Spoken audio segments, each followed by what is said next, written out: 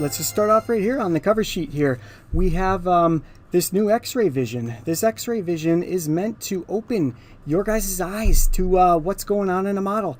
This is the 9-story sample project right here, and we are looking right down through the top of it. 9-story building, seeing right through it, and you can see as all disciplines as they're coming together. You can even select stuff in the basement from the roof. So the productivity pack comes with a sample project. So here is some HVAC for you. That's what's in the sample project. Here is some plumbing for you.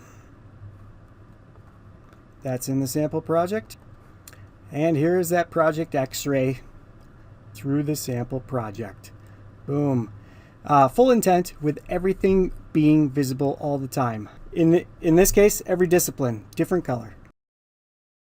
We've done a lot of things with scope boxes. We've built out dependent views for all disciplines to help save time, and we've given the enlarged scope boxes a purpose. And what we decided is you get one per discipline on every project, and then they have a purpose, they have a place, and you can always add more, but you won't have to delete any.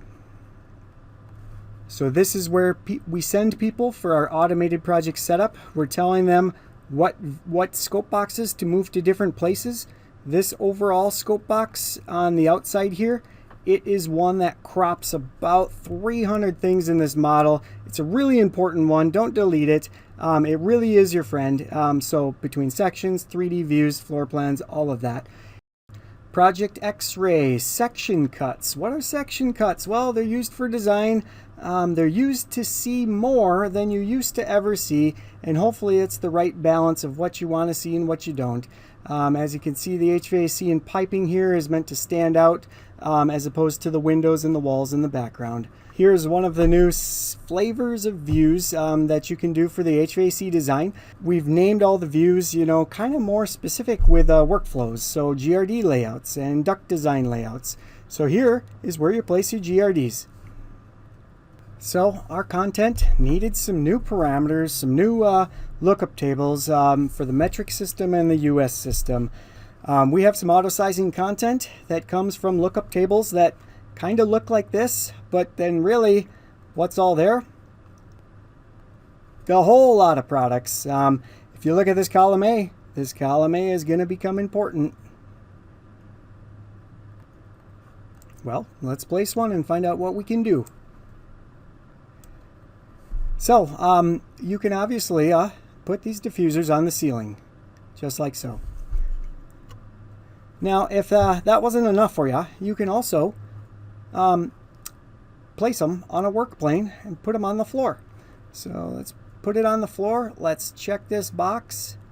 And oh, look at that. Elevation from host already at default elevation. And we will place this right there. So that one's at 8 feet on the level as well. If you select one of the diffusers, all someone has to do is edit a design GRD group number. I've picked out some different designs for people, and you can just pick a number here and be on your way. If you want a 20 by 20, just edit 3 there and edit some airflow, and I have done the rest of it for you. Now by rest of it, what do you mean? Well, what I mean is you edit the airflow, you pick a number, you put it on a surface, and what I have done is I have set up a design NC value to begin the auto sizing criteria off of. So I have a 30 in here for sound design rating.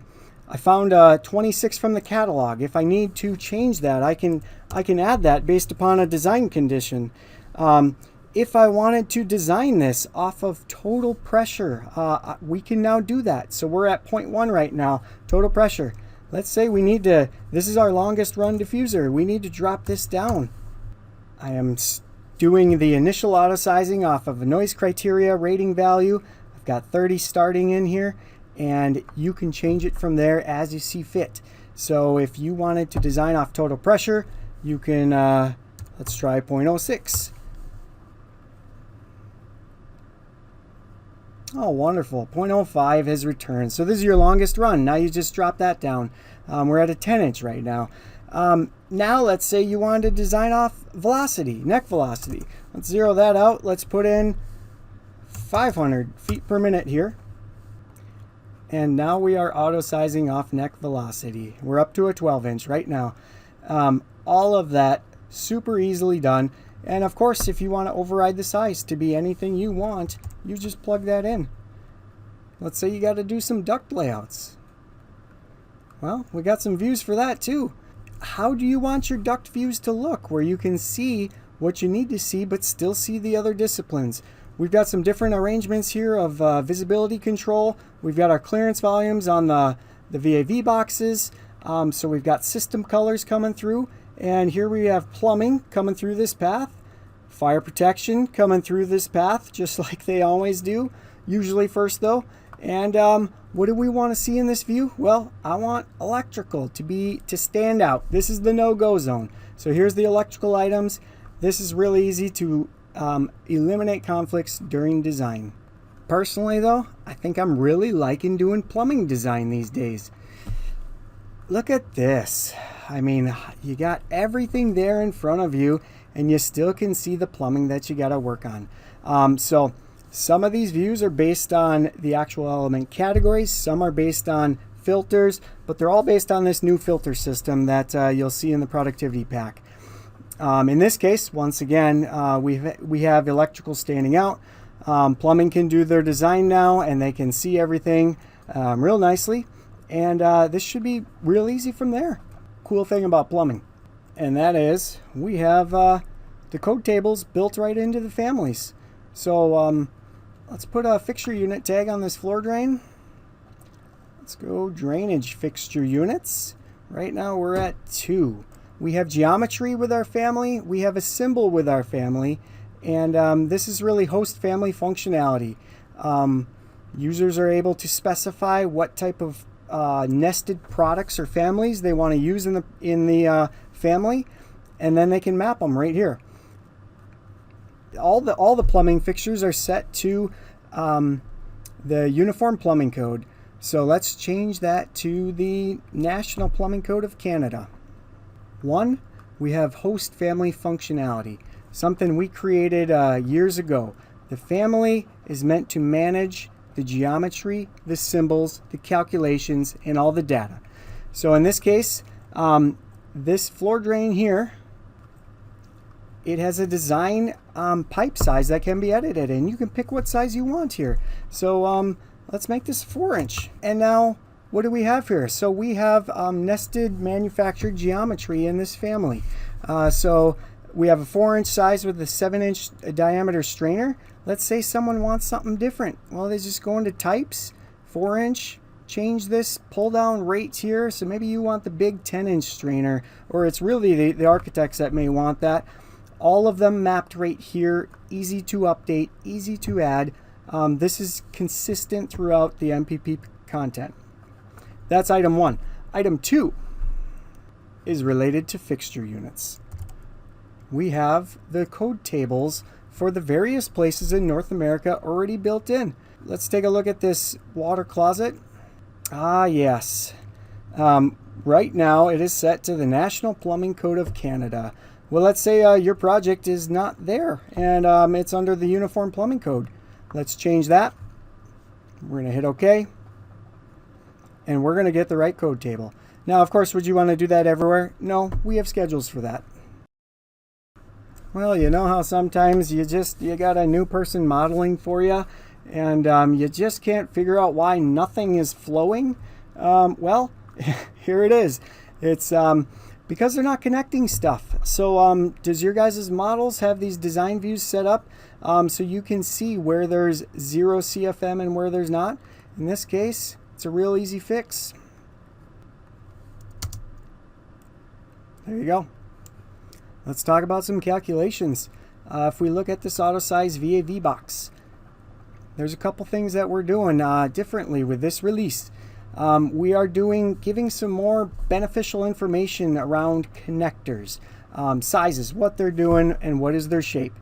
we've really started to leverage the delta T data types for piping and for HVAC, and also the factor data types. So here you can see the calculations going on. These are dynamic as the design changes. So what are test elements? They're everything. They're everything in this model. And for the first time ever, guys, we are going to be able to plot them out on PDFs, which is going to be hugely beneficial. We have test element views here, every element placed for you guys to easily review. Here are some of the plumbing items. So it's just the families, all the types placed, and tags by them. All the things you would want to see to know if it's good enough for you or not. And then even system information, and the pipe accessories and valves. All of those here easily to review for you guys. We'll now head to my favorite view in the pack. It's the MEP riser test elements. This has grown over the years. So the mechanical lines right down the middle here, we got plumbing and electrical. Just a quick little pass on mechanical here, and we will get into more detail in these in due time. You can select one, you can check a box, and you can move it from ceiling to floor to wall unhosted, just that easy. Family content has ended up with flanges. I've got precise control on where we put the exact duct starting point on all of our duct flanges and pipe connections. And now we arrive at the biggest time savings in the pack. The model groups. We've continued to build those out over time. Started with just a plumbing fixture, got to a couple plumbing fixtures, then got to some equipment and some plumbing fixtures and some tags and some elevations, and then we got to pretty much mostly completed bathrooms, large bathrooms, and then the latest and greatest is the hydronic boiler groups. Check them out. Crazy amounts of time savings.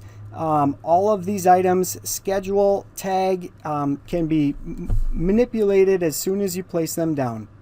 I've got a room where I want to put a heating plant. How quickly can it be done? We're going to place a model group. 2 million BTU. Placed. Let's rotate it. Let's move it. And let's tag it.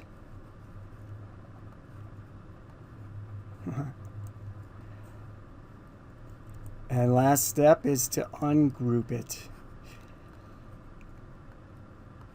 Awesome. And I'll leave you just with one thing. What do these boiler groups look like in 3D? Well, I've got them right here in this 3D riser group. Not too bad. But could they look any better? Ray trace.